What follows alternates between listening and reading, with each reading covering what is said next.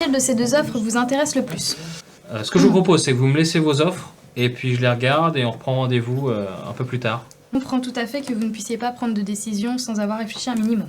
Mais quel aspect de ma proposition ne suscite pas tout votre intérêt? On fait pas un investissement de plus de 20 000 euros comme ça tous les jours. Je n'ai pas encore reçu l'offre de votre concurrent.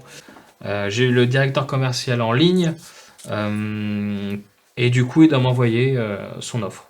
C'est tout à fait sage de votre part de vouloir comparer, afin de faire le bon choix.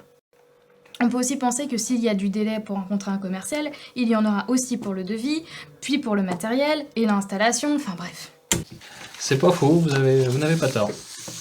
J'essaye de faire mon travail le plus correctement possible. Je suis là, face à vous, j'ai préparé le dossier, l'offre correspond à votre besoin, ce n'est pas pareil. Mais justement, du coup, ce que je voulais, c'est attendre d'avoir son devis détaillé pour avoir les 3 offres et pouvoir comparer ce qui était comparable. Et l'autre offre, celle de copie maintenance, ça donne quoi? Bah écoutez, c'est plutôt intéressant, ils sont moins chers que vous. Ah, de combien? Bah écoutez, je sens que vous êtes prêt à me faire une remise. Non, mais je vous écoute. Eh bien écoutez, eux, ils sont à 18 900 euros hors taxe.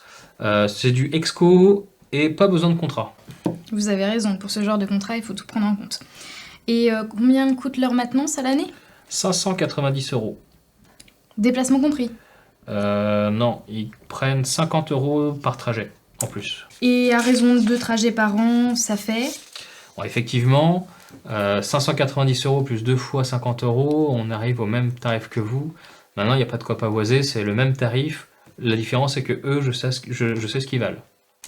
Mais vous savez aussi qu'ils viennent de loin, donc rapidité d'intervention inférieure, évolution des frais de transport possibles en fonction des prix du carburant, etc. etc. C'est pas faux. Cela dit, en reprenant les éléments, ils sont quand même 300 euros de moins que vous, hors contrat de maintenance, et surtout, je suis libre. Je suis d'accord avec vous, c'est la réalité. Ça nous oblige à vous servir pendant 3 ans, mais nous sommes prêts à relever le défi. Alors, monsieur Hachette, si j'essaye de faire un geste supplémentaire, seriez-vous prêt à vous décider tout de suite? Dites toujours. Je prends sur moi de m'aligner sur l'offre de mon concurrent et je vous fais une remise exceptionnelle de 300 euros. J'ai vraiment envie de vous avoir comme nouveau client, monsieur Hachette.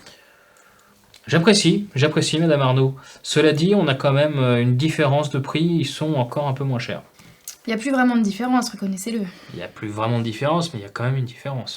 Bon, ok, je prends à ma charge la différence sur leur contrat d'entretien. Encore une question, monsieur Hachette.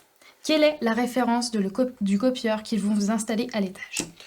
Il me semble que c'est X201. Ah, ok, je vois l'ancienne génération.